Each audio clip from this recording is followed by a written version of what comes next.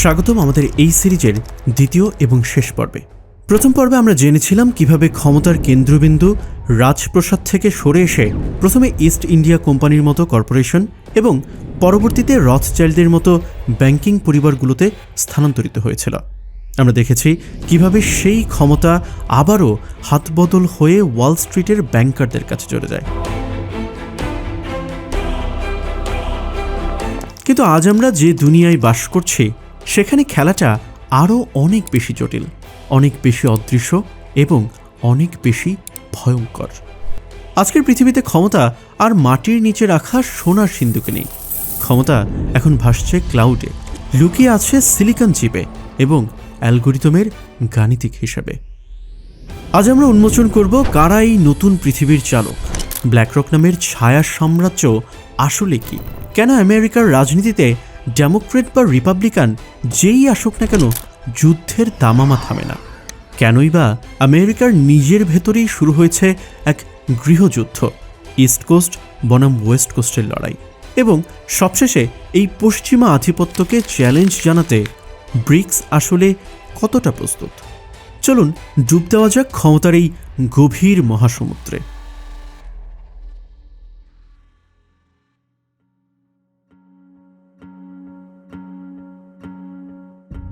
আপনি যখন সকালবেলা ঘুম থেকে ওঠেন, টুথব্রাশ নিয়ে ব্রাশ করেন, তারপর কফিতে চুমুক দেন, পকেটে থাকা মোবাইলটা চেক করেন কিংবা গাড়িতে তেল ভরেন, আপনি কি জানেন এই প্রতিটি কাজের মাধ্যমে আপনি একটি নির্দিষ্ট গোষ্ঠীর পকেটে টাকা তুলে দিচ্ছেন? আমি কোনো একটি নির্দিষ্ট ব্র্যান্ডের কথা বলছি না, আমি বলছি সেই সব প্রতিষ্ঠানের কথা যারা এই ব্র্যান্ডগুলোর মালিক। আজকের গ্লোবাল ইকোনমির সবচেয়ে বড় দানব হলো অ্যাসেট ম্যানেজমেন্ট ফার্ম। এদের মধ্যে সবার শীর্ষে আছে তিনটি নাম: ব্ল্যাকরক, ভ্যানগার্ড এবং স্টেট স্ট্রিট। এদেরকে বলা হয় দ্য বিগ থ্রি। এর মধ্যে ব্ল্যাকরক নামটি বিশেষভাবে উল্লেখযোগ্য। ল্যারি ফিঙ্কের নেতৃত্বে চলা এই প্রতিষ্ঠানটি বর্তমানে $10 ট্রিলিয়ন বেশি সম্পদ ম্যানেজ করে। এই টাকার অঙ্কটা এতটাই বিশাল যে পৃথিবীর বেশিরভাগ দেশের মোট জিডিপি এর ধারে কাছেও নেই। ব্লুমবার্গ এবং রয়টার্সের রিপোর্ট অনুযায়ী ব্ল্যাকরকের একার ম্যানেজ করা সম্পদ জাপান এবং জার্মানির সম্মিলিত জিডিপির চেয়েও অনেক বেশি। কিন্তু ব্ল্যাকরকের আসল ক্ষমতা তাদের টাকার অঙ্কে নয়, তাদের আসল ক্ষমতা হলো আলাদিন নামের একটি আর্টিফিশিয়াল ইন্টেলিজেন্স বা সুপার কম্পিউটার। ফাইন্যান্সিয়াল টাইমসের একটি বিশেষ প্রতিবেদনে উল্লেখ করা হয়েছে যে আলাদিন হলো এমন এক প্রযুক্তি যা প্রতিনিয়ত বিশ্বের প্রতিটি মার্কেটে, প্রতিটি মুভমেন্টে মনিটরিং করছে। কোথায় তেলের দাম বাড়লো, কোথায় শেয়ার বাজার কমলো, কোথায় যুদ্ধ লাগলে কোন কোম্পানি লাভবান হবে, এই সব কিছুর নিখুঁত হিসাব আলাদিনের কাছে আছে। বলা হয় আলাদিন বর্তমান পৃথিবীর আর্থিক ভবিষ্যৎবাণী করার ক্ষমতা রাখে এবং বিশ্বের প্রায় $21 ট্রিলিয়ন সম্পদ এই সিস্টেমের উপর নির্ভর করে সিদ্ধান্ত নেয়। মজার এবং ভয়ের ব্যাপার হলো ব্ল্যাকরক কোনো নির্দিষ্ট পণ্য তৈরি করে না।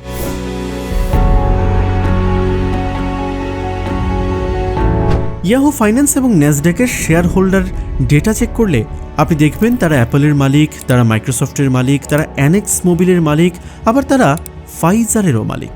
অর্থাৎ আপনি আইফোন কিনলেও এদের লাভ, আপনি আইফোনের প্রতিদ্বন্দ্বী অন্য কোনো ফোন কিনলেও দিন শেষে তাদেরই লাভ। মিডিয়া হাউসগুলোর শেয়ারও এদের হাতে। সিএনএন, ফক্স নিউজ কিংবা ডিজনি বাইরে থেকে দেখলে একে অপরের শত্রু মনে হলেও এসইসি ফাইলিংস বা যুক্তরাষ্ট্রের সিকিউরিটিজ অ্যান্ড এক্সচেঞ্জ কমিশনের নথি অনুযায়ী এদের প্রত্যেকের মূল মালিকানার শেকড় গিয়ে মিশেছে এই বিগ থ্রির কাছে। এই যে একই সাথে সবকিছুর মালিকানা, হার্ভার্ড ল স্কুলের গবেষকরা একে সংজ্ঞায়িত করেছেন কমন ওনারশিপ হিসেবে। এর ফলে বাজারের প্রতিযোগিতার একটা ভ্রম বা ইলিউশন তৈরি হয়, কিন্তু আদতে পুরো বাজারটা মুষ্টিমেয় কিছু ফার্মের নিয়ন্ত্রণে। এরাই ঠিক করে দেয় কোন কোম্পানির সিইও কে হবে, কোন কোম্পানি পরিবেশ বান্ধব হবে আর কোনটাই বা হবে না। ব্ল্যাকরকের সিইও ল্যারি ফিঙ্ক প্রতি বছর বিশ্বে বড় বড় কোম্পানির সিইওদের কাছে যে খোলা চিঠি লেখেন সেটাই মূলত কর্পোরেট দুনিয়ার অঘোষিত আইন হয়ে দাঁড়ায়। একেই বলা হয় আধুনিক কর্পোরেট ডমিনেশন, যেখানে রথচাইল্ডদের মতো পারিবারিক নামগুলো আর ফ্রন্টলাইনে নেই। তারা এখন এই বড় বড় প্রতিষ্ঠানের অসংখ্য শেয়ার হোল্ডারদের ভিড়ে মিশে গেছে। এখন প্রশ্ন আসতে পারে, যদি কর্পোরেশনগুলোই সব চালায় তাহলে দেশে দেশে সরকার কেনই বা আছে, আর আমরাই বা কেন ভোট দেই? এখানেই চলে আসে মিলিটারি ইন্ডাস্ট্রিয়াল কমপ্লেক্সের ধারণা। এই শব্দটি প্রথম জনপ্রিয় করেছিলেন যুক্তরাষ্ট্রের সাবেক প্রেসিডেন্ট হোয়াইট ডি আইজেনহাওয়ার তার 1961 সালের বিদায়ী ভাষণে। তিনি সতর্ক করেছিলেন যে একটি দেশের সামরিক বাহিনী এবং অস্ত্র প্রস্তুতকারী কোম্পানিগুলোর মধ্যে যদি অনৈতিক সম্পর্ক গড়ে ওঠে তবে তা গণতন্ত্রের জন্য হুমকি হতে পারে। আজকের দিনে আমেরিকার অর্থনীতির একটা বিশাল অংশ দাঁড়িয়ে আছে যুদ্ধ এবং অস্ত্র ব্যবসার উপর। Lockheed Martin, Raytheon, Boeing, Northrop Grumman, Stockholm International Peace Research ইনস্টিটিউটের ডেটা অনুযায়ী এই কোম্পানিগুলো হলো পৃথিবীর সবচেয়ে বড় অস্ত্র বিক্রেতা। শান্তিপূর্ণ পৃথিবীতে অস্ত্রের কোনো প্রয়োজন নেই, আর অস্ত্রের প্রয়োজন না থাকলে এই কোম্পানিগুলোর লাভ নেই। তাই এদের অস্তিত্ব টিকিয়ে রাখার জন্য প্রয়োজন নিরবচ্ছিন্ন যুদ্ধ বা ফরএভার ওয়ার। লক্ষ্য করলে দেখবেন আমেরিকার পররাষ্ট্রনীতি এমনভাবে সাজানো হয় যাতে পৃথিবীর কোনো না কোনো প্রান্তে সব সময় একটা উত্তেজনা বজায় থাকে, কখনো মধ্যপ্রাচ্য, কখনো ইউক্রেন, আবার কখনো বা তাইওয়ান। এই অস্ত্র কোম্পানিগুলো প্রতি বছর ওয়াশিংটনে কোটি কোটি ডলার খরচ করে লবিংয়ের পেছনে। আমেরিকার ওপেন সিক্রেটস নামক প্রতিষ্ঠানের ডেটাবেস ঘাটলে দেখা যায় গত 2 দশকে ডিফেন্স কনস্ট্রাক্টররা লবিংয়ের পেছনে $2.5 বিলিয়ন বেশি খরচ করেছে। লবিং মানে হলো সোজা কথায় রাজনীতিবিদদের অবৈধভাবে টাকা দিয়ে নিজেদের স্বার্থের পক্ষে আইন বা নীতি পাশ করিয়ে নেওয়া। আমেরিকার সিনেটর বা কংগ্রেসম্যানরা যখন নির্বাচনে দাঁড়ান তাদের ক্যাম্পেইনের বড় একটা অংশ আসে এই ডিফেন্স কন্ট্রাক্টরদের কাছ থেকে। ফলে হোয়াইট হাউসের ডেমোক্রেট দল বসলো নাকি রিপাবলিকানরা বসলো তাতে অস্ত্র ব্যবসায়ীদের খুব একটা যায় আসে না। বাইডেন আসুক বা ট্রাম্প, পেন্টাগনের বাজেট বাড়ে বই কমে না। ইউক্রেন যুদ্ধে আমরা দেখেছি বিলিয়ন বিলিয়ন ডলারের অস্ত্র সহায়তা পাঠানো হচ্ছে। পলিটিকো এর এক অনুসন্ধানী প্রতিবেদনে উঠে এসেছে এই সহায়তার বড় একটা অংশই আসলে ইউক্রেনে যায় না, বরং তা ঘুরে ফিরে চলে যায় আমেরিকার বিভিন্ন অঙ্গরাজ্যে অবস্থিত লকহিড মার্টিন বা রেথিয়নের কারখানায় অস্ত্র তৈরির জন্য। অর্থাৎ সাধারণ মানুষের ট্যাক্সের টাকা ঘুরে ফিরে চলে যাচ্ছে কর্পোরেট ব্যাংক অ্যাকাউন্টে। একে বলা হয় রিভলভিং ডোর বা ঘূর্ণয়মান দরজা। একজন জেনারেল রিটায়ার করার পর কোনো অস্ত্র কোম্পানির বোর্ডে জয়েন করেন, আবার অস্ত্র কোম্পানির কোনো এক্সিকিউটিভ সরকারের প্রতিরক্ষা দপ্তরের বড় কর্মকর্তা হয়ে আসেন। বর্তমান মার্কিন প্রতিরক্ষা মন্ত্রী লয়েড অস্টিন নিজেই রেথিয়নের বোর্ড মেম্বার ছিলেন, যা একইভাবে রিভলভিং ডোর থিওরিকে শতভাগ প্রমাণ করে। এভাবেই সরকার এবং কর্পোরেশন একাকার হয়ে গেছে। এখানে ক্ষমতার সংজ্ঞা হলো কে কত বেশি কনফ্লিক্ট বা যুদ্ধ জিইয়ে রাখতে পারে। বিশ্ব রাজনীতির আলোচনায় আমরা প্রায়ই আমেরিকা বনাম রাশিয়া বা আমেরিকা বনাম চায়নার কথা বলি, কিন্তু বর্তমান সময়ে সবচেয়ে ইন্টারেস্টিং এবং গুরুত্বপূর্ণ সংঘাতটা চলছে খোদ আমেরিকার ভেতরেই। এটা কোনো রক্তক্ষয়ী যুদ্ধ নয়, এটা হলো আধিপত্যের যুদ্ধ। আর এই যুদ্ধের দুই পক্ষ হলো ইস্ট কোস্ট এবং ওয়েস্ট কোস্ট। আমেরিকার পূর্ব উপকূল বা ইস্ট কোস্ট মানে হলো নিউ ইয়র্ক এবং ওয়াশিংটন ডিসি, অর্থাৎ ওয়াল স্ট্রিটের টাকা এবং পুরনো ধাঁচের রাজনীতি। এরা হলো ওল্ড মানি বা পুরাতন ক্ষমতার কেন্দ্রবিন্দু।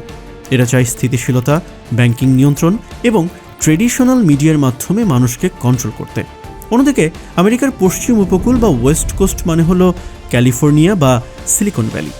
এখানে আছে গুগল, মেটা, অ্যাপল, অ্যামাজন এবং এনভিডিয়ার মতো টেক জায়ান্টরা। এরা হলো নিউ মানি। এদের কাছে টাকাই সব নয়, এদের মূল অস্ত্র হলো ডেটা বা তথ্য।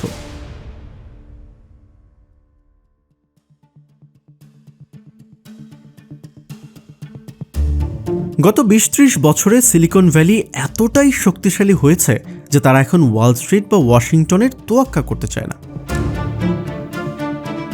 আগে ভাবা হতো যার টাকা বেশি তার ক্ষমতা বেশি। এখন সিলিকন ভ্যালি প্রমাণ করেছে যার কাছে তথ্য বেশি সে টাকার মালিককেও নাচাতে পারে। আজকের দিনে বিশ্বের শীর্ষ 10টি কোম্পানির মধ্যে 7-8টি হলো টেক কোম্পানি, অথচ 20 বছর আগেও এই তালিকায় ছিল ব্যাংক বা তেল কোম্পানির আধিপত্য।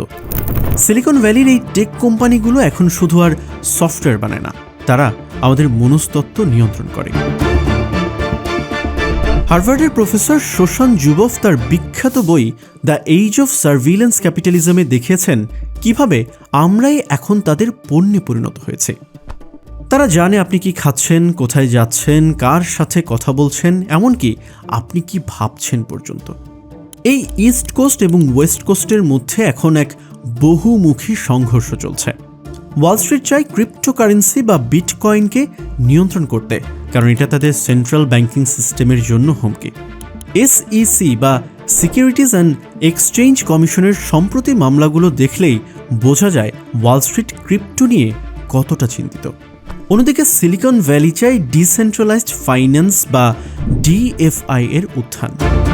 ওয়াশিংটন চায় সোশ্যাল মিডিয়া সেন্সর করতে যাতে তাদের ন্যারেটিভ বজায় থাকে। অন্যদিকে ইলন মাস্কের মতো মেগা টেক মোগলরা টুইটার কিনে নিয়ে নিজেদের মতো করে ফ্রি স্পিচের সংজ্ঞা তৈরি করছে এবং নিজস্ব রাজনৈতিক এজেন্ডা বাস্তবায়ন করছে। এই দুই শক্তিশালী লড়াই আগামী দিনের পৃথিবীর গতিপথ নির্ধারণ করবে। কৃত্রিম বুদ্ধিমত্তা বা AI এর উত্থান এই লড়াইকে আরও তীব্র করে তুলেছে। যার হাতে সবচাইতে শক্তিশালী AI থাকবে আগামী পৃথিবীতে, সেই হবে অঘোষিত সম্রাট। ক্ষমতার সমীকরণে সামাজিক যোগাযোগ মাধ্যম বা সোশ্যাল মিডিয়া হলো আধুনিক যুগের পারমাণবিক বোমা। আগে মানুষকে নিয়ন্ত্রণ করার জন্য প্রোপাগান্ডা ছড়াতে হতো খবরের কাগজ কিংবা টেলিভিশনের মাধ্যমে, কিন্তু এখন ফেসবুক, ইউটিউব, টিকটক বা ইনস্টাগ্রামের অ্যালগোরিদম ঠিক করে দেয় আপনি কি দেখবেন, কি বিশ্বাস করবেন এবং কাকে ঘৃণা করবেন। এটাকে বলা হয় অ্যালগোরিদমিক ম্যানিপুলেশন। ক্যামব্রিজ অ্যানালিটিকা স্ক্যান্ডালের কথা হয়তো অনেকেরই মনে আছে। 2018 সালে গার্ডিয়ান এবং নিউ ইয়র্ক টাইমসের অনুসন্ধানে বেরিয়ে এসেছিল যে কিভাবে 8 কোটিরও বেশি ফেসবুক ব্যবহারকারীর ব্যক্তিগত তথ্য চুরি করে ভোটারদের মন মানসিকতা পরিবর্তন করা হয়েছিল। এই ডেটা ব্যবহার করে 2016 সালের মার্কিন নির্বাচন এবং ব্রেক্সিট ভোটের ফলাফল প্রভাবিত করা সম্ভব হয়েছিল বলে অভিযোগ আছে।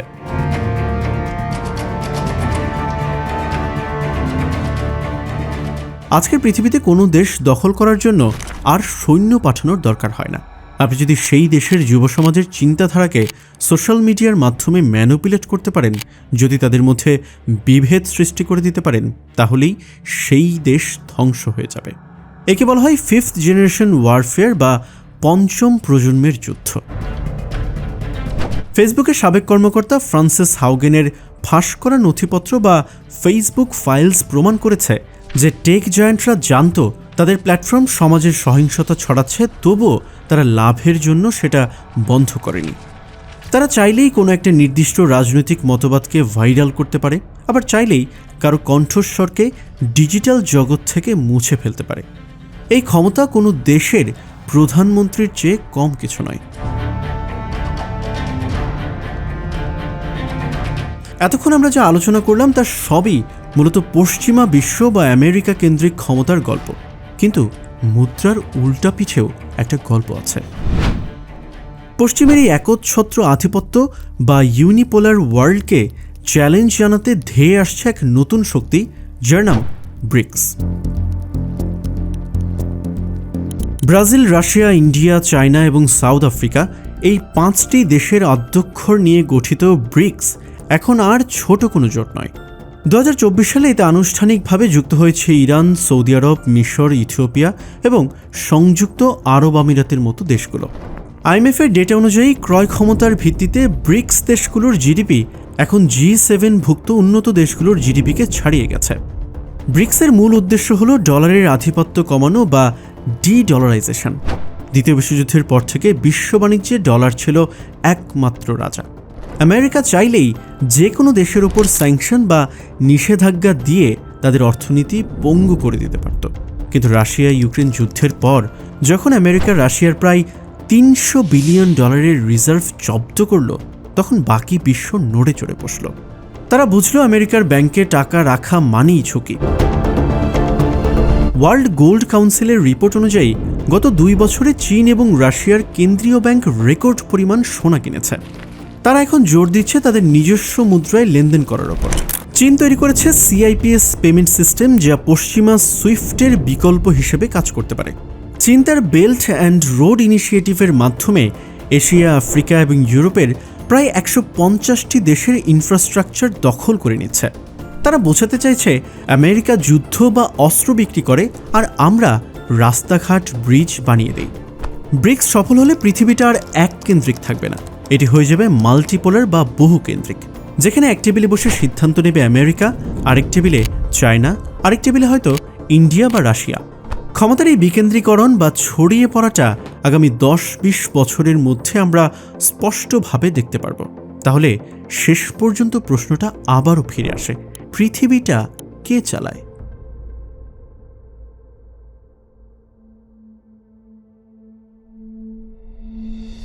উত্তরটা হলো পৃথিবী চালানোর কোনো একজন ব্যক্তি নেই। জেমস বন্ড সিনেমার মতো কোনো ভিলেন একটা চেয়ারে বসে পৃথিবীকে কোলে নিয়ে পৃথিবী কন্ট্রোল করছে না। বাস্তবতা এর চেয়েও অনেক জটিল এবং বিশৃঙ্খল।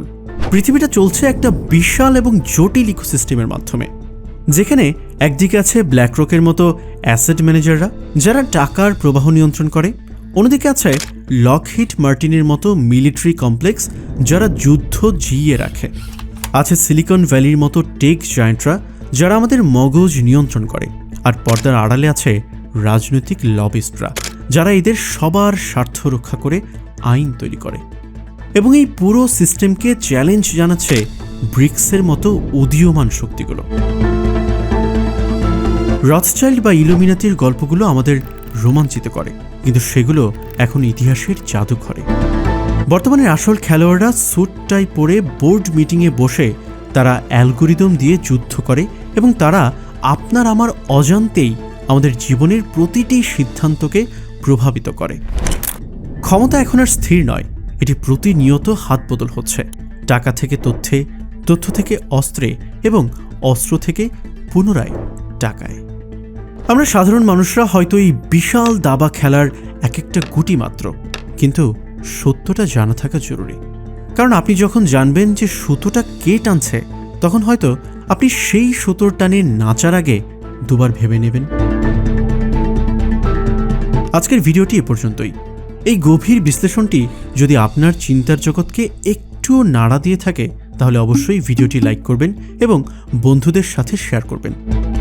পৃথিবী এবং এর পেছনের রাজনীতি নিয়ে এরকম আরও অজানা তথ্য এবং এভিডেন্স বেসড গভীর বিশ্লেষণ পেতে আমাদের চ্যানেলটি সাবস্ক্রাইব করে বেল আইকনটিতে প্রেস করে দিন। দেখা হবে পরবর্তী ভিডিওতে নতুন কোনো সত্য উন্মোচনে। ততক্ষণ পর্যন্ত ভালো থাকুন। ধন্যবাদ।